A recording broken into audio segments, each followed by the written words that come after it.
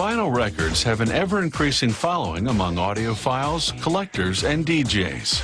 Some say they sound better than digital CDs and MP3s. To cater to this market, some record companies are releasing more music on vinyl, a manufacturing process that's interesting and fun to watch. The first step is to cut a master record.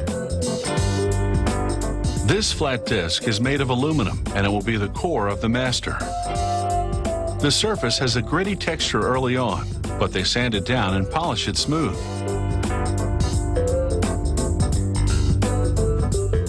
They place the aluminum discs on a conveyor belt, and they ride towards a device that will coat them with a veneer of lacquer.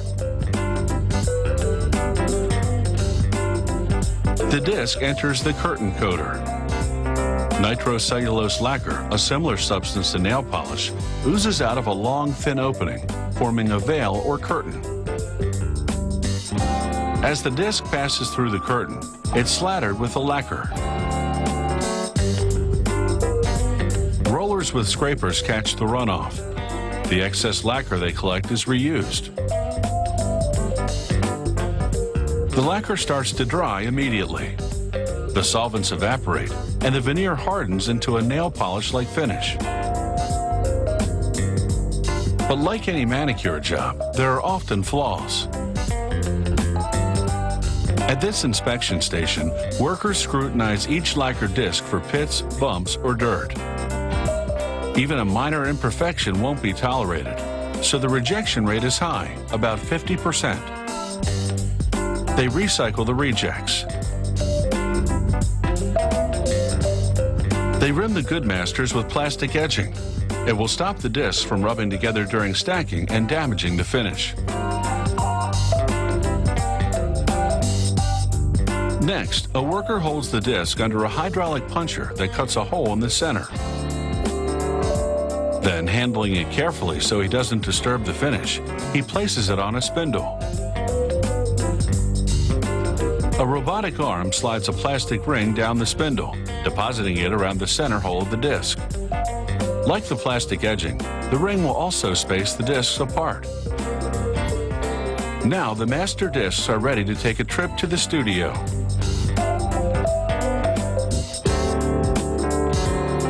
The lacquer disc is about to be cut.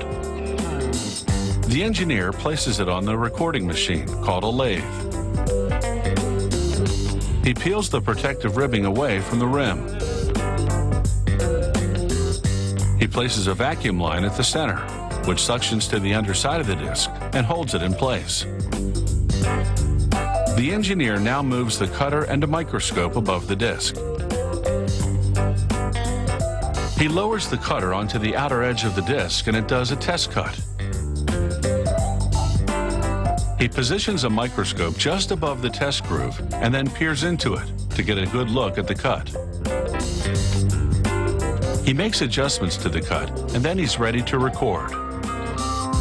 The lathe cuts the lead-in groove and the music begins. The sapphire-tipped cutter etches the sound into the surface of the disc. From start to finish, the recording will be one continuous groove in the record.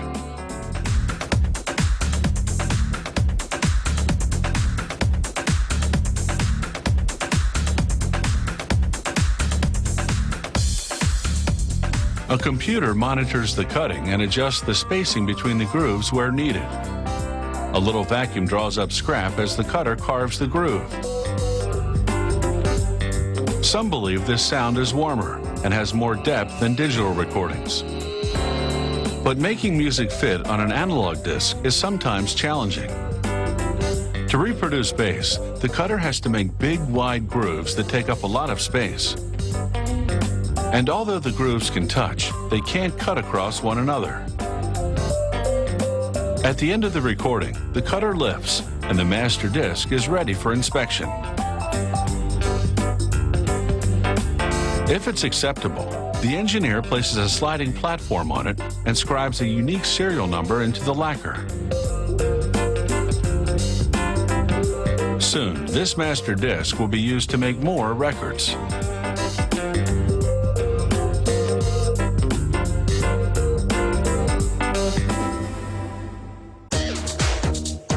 The master disc has just been cut, but the lacquer surface is far too delicate to play. It's been produced solely to act as a mold. It will literally be pressed into service to make tougher versions of the recorded grooves. And this will enable the manufacturers to make many copies from just one.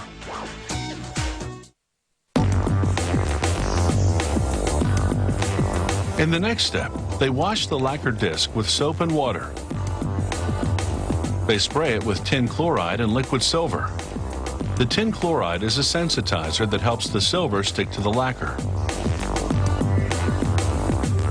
They wash away little bits of silver that don't stick. In seconds, one side of the lacquer has become a stunning silver disc with the grooves intact. But next, they'll add a duller metal to the silvered side in order to really stiffen the disc. They fasten it to a spindle on the underside of a tank lid. The disc spins, and they rinse it one more time. The water in the tank below is green because these nickel nuggets are dissolving into it. They lower the lid and the spinning disc is immersed in the solution. An electric charge fuses the nickel to the silver. And the nickel settles neatly into the grooves.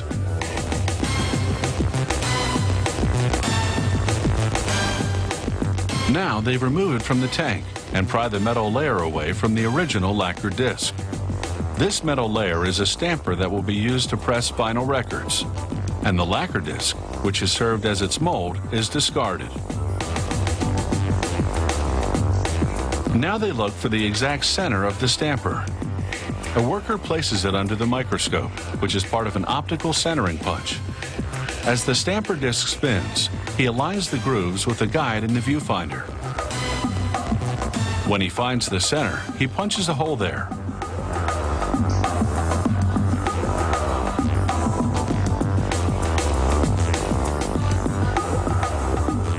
Next, they clamp the stamper disc into a trimming machine.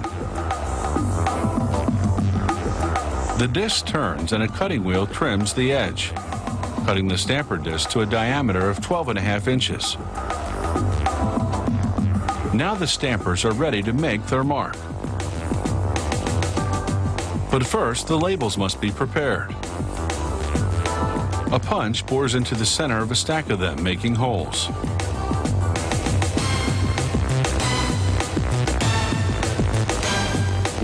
Then they place the labels on a mini press. It rises to another cutter which rounds them out.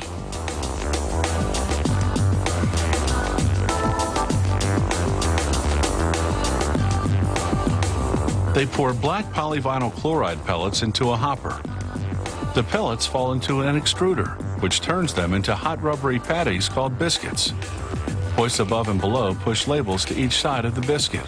Suction cups hold them there while a carriage moves the biscuit forward, then drops the biscuit and labels in the press. Two stampers mounted in the press apply 100 tons of pressure. The stampers are a searing 380 degrees Fahrenheit. They melt and mold the biscuit into a record. A quick cooling cycle hardens it and bonds the labels to the vinyl. A carriage then transports it to a trimming table. The table spins the record against a knife as it cuts away the ragged edges. Then the table takes the trimmed record to the finished stack, and the process begins again.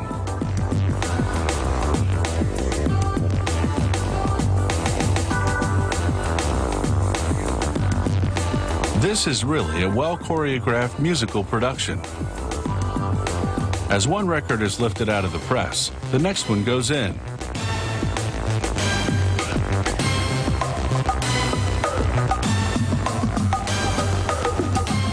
The pressing and trimming of a vinyl record takes just 28 seconds. But it's sure to get hours of play by enthusiasts who refuse to buy into the digital revolution and still believe that vinyl is a cut above.